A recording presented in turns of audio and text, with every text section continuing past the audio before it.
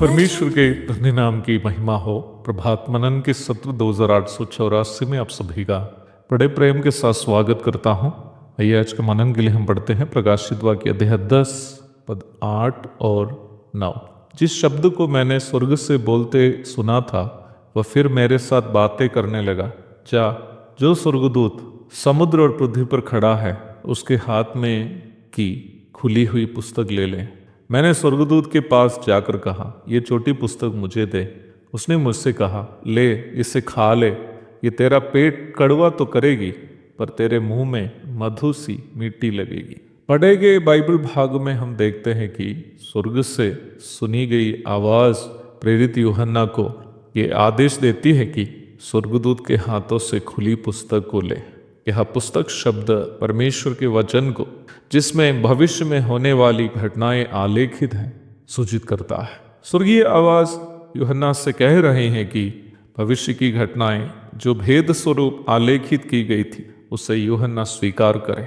हम इस बात को पूर्व में देख चुके हैं कि यह जिस स्वर्गदूत को हम देखते हैं वो प्रभु यीशु मसीह को ही सूचित करता है। तो यूहन्ना से आदेश यह है कि वह वचन को प्रभु से स्वीकार करे। पुस्तक की खुली स्थिति ये सूचित करती है कि भविष्य की घटनाएं जो भेद स्वरूप आलेखित थी अब यूहन्ना के सामने स्पष्ट करने जा रहे हैं। यूहन्ना से ये आदेश है कि वह स्वयं खुली हुई पुस्तक को ग्रहण करे और यह सूचित करता है कि परमेश्वर चाहता है कि परमेश्वर का प्रचारक जब भी परमेश्वर का संदेश दूसरों के साथ साझा करते हैं तो उसके पूर्व वह स्वयं उससे ग्रहण करे। वाक्यों के बीच में पवित्र आत्मा वास्तव में बहुत सारे प्रायोगिक शिक्षा भी बहुत ही सुंदर तरीके से शामिल किए हुए देखकर आप ताजुब हो जा सकते हैं। वचन की शिक्षा को अपने जीवन में लागू किए बिना प्रचार करने वाला हर प्रचारक नहीं है बल्कि एक कपटी है। स्वर्गीय वाणी सुनकर यूहन्ना स्वर्गदूत के हाथ से निम्न चोटी पुस्तक लेता है और उससे अगली आज्ञा ये थी कि वह पुस्तक को खा ले। यह वचन को खाने का अर्थ वचन की सही समझ रखनी है। यूहन्ना निम्न चोटी पुस्तक में आलेखित बातों का प्रचार करने जा रहा है। यदि उन बातों की समझ उनको खुद नहीं हो तो ये कितनी निराशाजनक बात होगी। कई वर्ष के पूर्व केरल के एक कैथोलिक चर्च के संडे स्कूल में एक विद्यार्थी शिक्षक से पूछा कि एक यीशु मसीह मरने से सारे मानव जाति के पाप की क्षमा कैसे हो सकती है। शिक्षक के पास जवाब नहीं था क्योंकि उनको उसकी जानकारी नहीं थी। निम्न शिक्षक बाद में केरल का एक नामी नास्तिकवादी बन गया। इडा मर्ग नाम से वो जाना जाता था। शिक्षक ये नहीं जानता था कि परमेश्वर जो सारी सृष्टि के सृष्टिकर्ता एवं सारे लोगों के आत्माओं का उद्गम स्थान है, मनुष्य बनकर मनुष्यों के बदले मृत्यु सहने से सारे मानव जाति के पापों की क्षमा अवश्य होगी।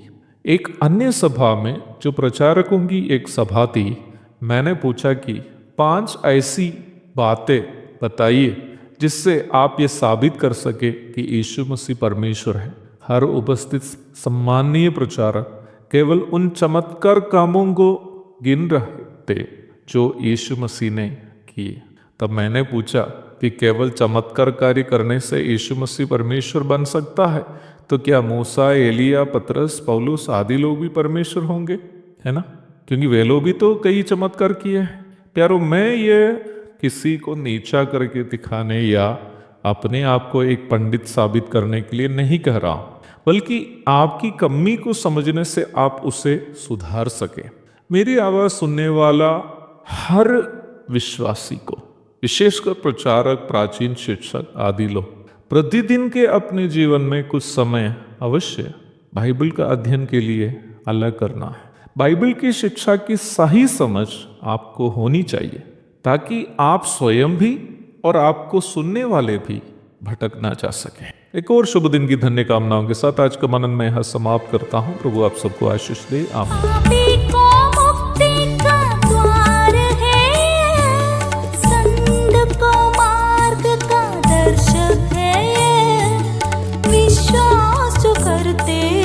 उसके लिए अनंत जीवन का साधन है ये वचन, प्यारा वचन, यीशु मसीह का प्यारा वचन।